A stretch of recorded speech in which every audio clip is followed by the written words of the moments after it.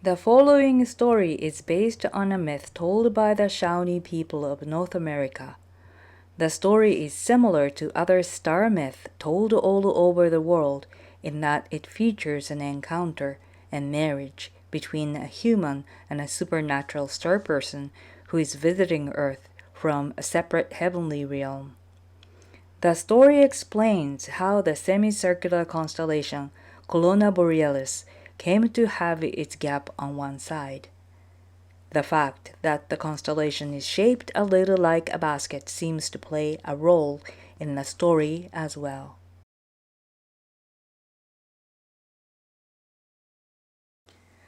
White Hawk and the Star Dancer.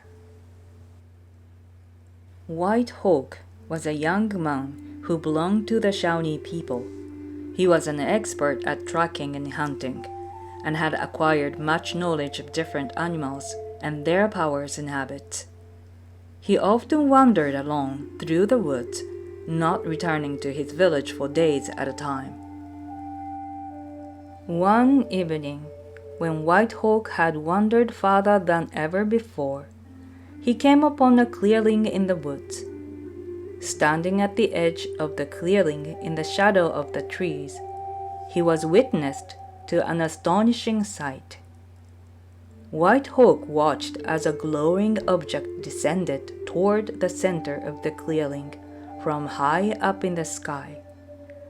As the object approached the ground, he saw that it was a large basket. White Hawk stared in amazement as 8 young women climbing out of the basket. They were beautifully dressed in pale clothing that seems to give off light, and it wasn't just their clothing that was radiant. White Hawk decided. The women themselves, their faces and hair and bare arms, appears to glow with a pale, cool light like starlight. The sound of their musical voices floated across the glade toward White Hawk. Spellbound, he watched as the women joined hands, formed a ring, and began to dance. Round and around, the young women danced, seemingly unaware that they were being watched. One member of the group, in particular, caught White Hawk's eye. She appears to be the youngest, and she danced with such delight and laughed with such abandon that White Hawk found himself utterly captivated by her. But all too soon, the mysterious women had finished their dance and were climbing back into the basket. Up and up the basket floated into the darkened sky. As it rose higher and higher, the women got smaller and smaller until, from the earth, there appears to be merry specks of glowing light in the sky, a circle of distant stars. The whole experience felt to White Hawk almost like a dream, but the next morning, when he went to examine the glade for footprints, he found that indeed the grass had been flattened in the shape of the women's dancing circle. So it must have been real then, he concluded, and White Hawk decided that he would go again that night to see if the starry women might return and resume their dance. He was thinking in particular of the young woman who had laughed so easily. I must get a closer look at her, he said to himself, and what I would give for the chance to speak with her. For his heart had been moved by the sight of the Star Maiden. At night, instead of remaining at the shadowy edge of the forest, White Hawk hid himself in a hollow tree stump near the center of the forest clearing. There he waited, hoping that the star dancers would return. And sure enough, just after dark, the basket began its descent from the heavens, and the light inside the basket grew brighter and brighter as it came down.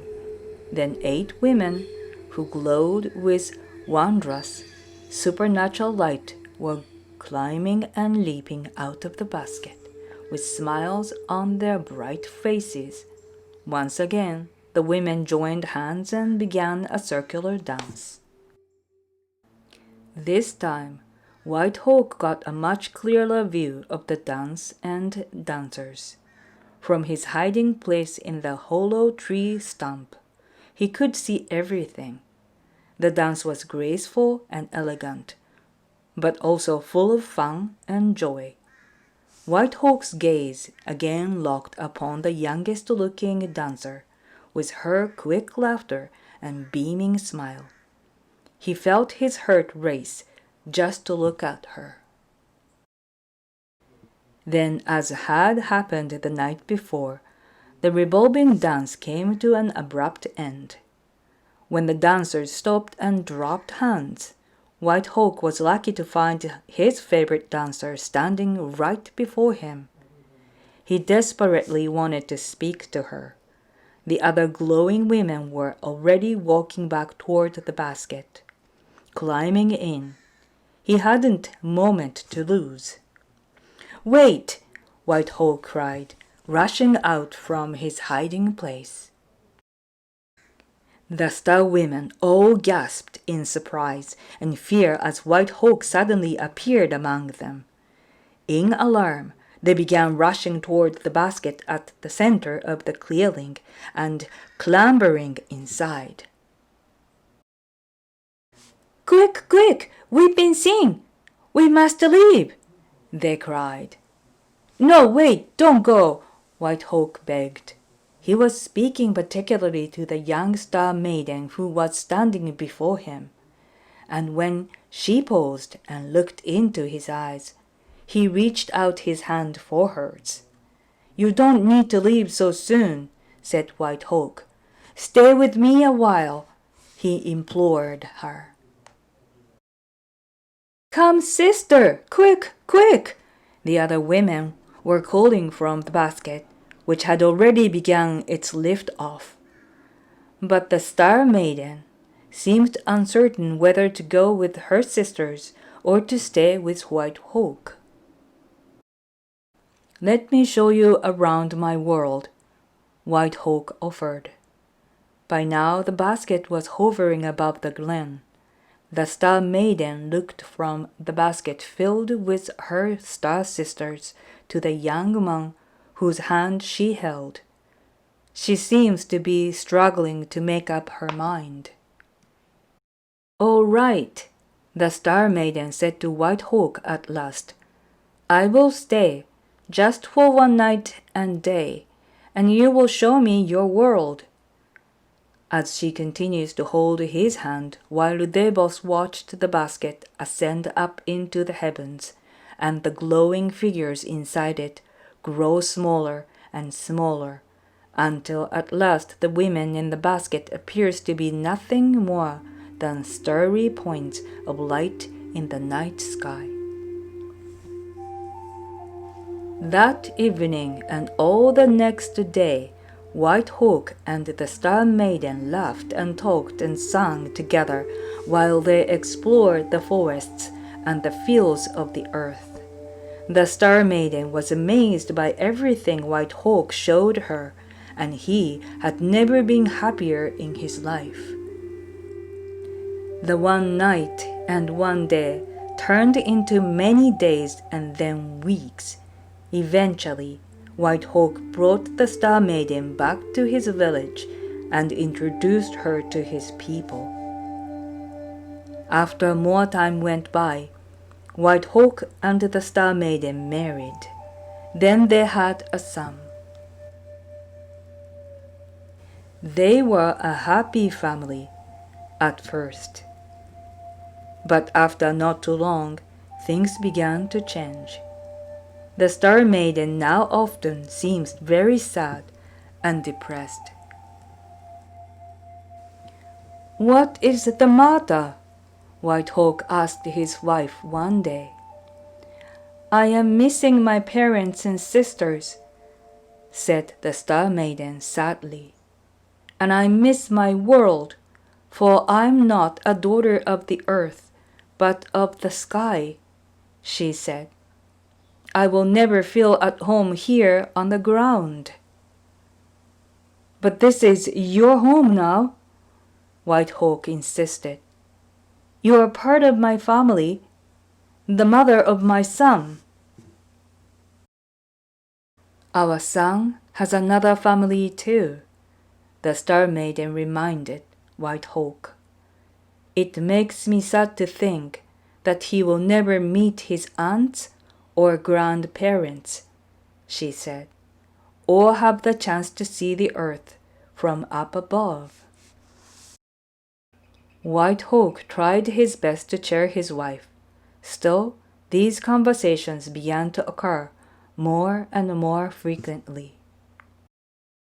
And so, when one day White Hawk's wife and son suddenly disappeared from the village, he thought he knew just what had happened. Through the forest White Hawk ran, on and on breathlessly, until he came to the clearing where he had first seen the Star Maiden and her sisters dancing. And there, indeed, he found his wife.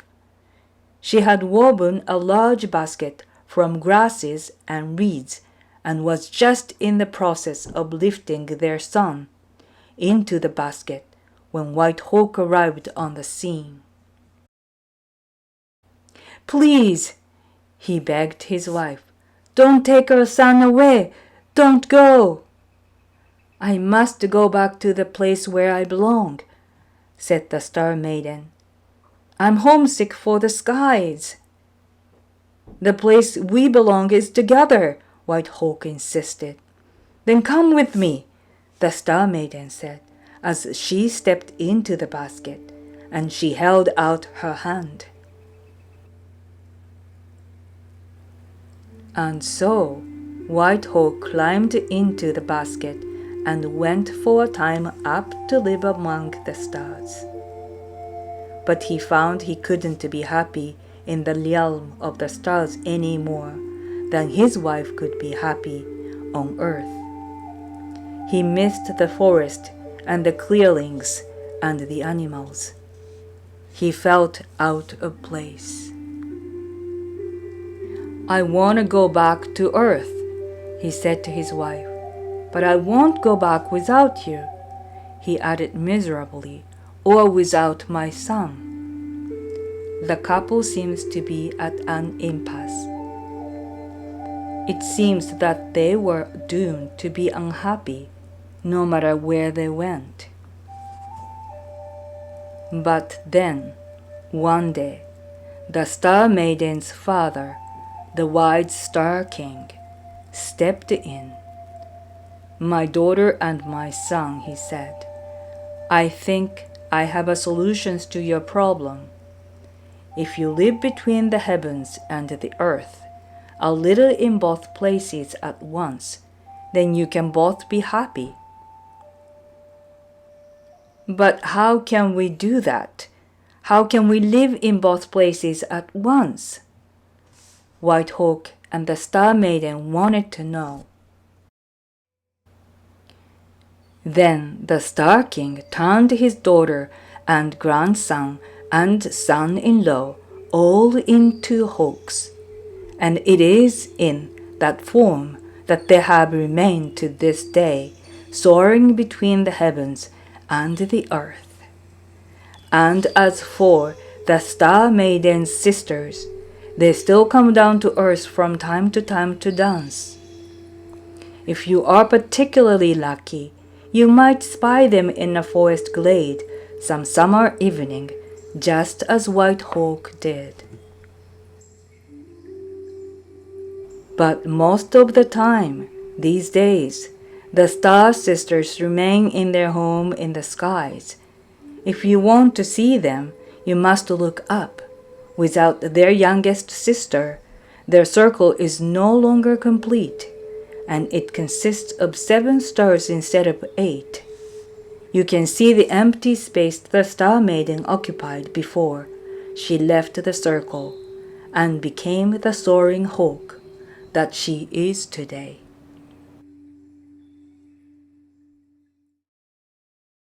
The star dancers Colonna Borealis. Colonna Borealis is the name of the constellation whose stars come to Earth to dance in the story of White Hawk. Colonna Borealis is a little harder to see, as its stars are a bit dimmer. If conditions are dark enough, though, you will have no difficulty identifying Colonna Borealis.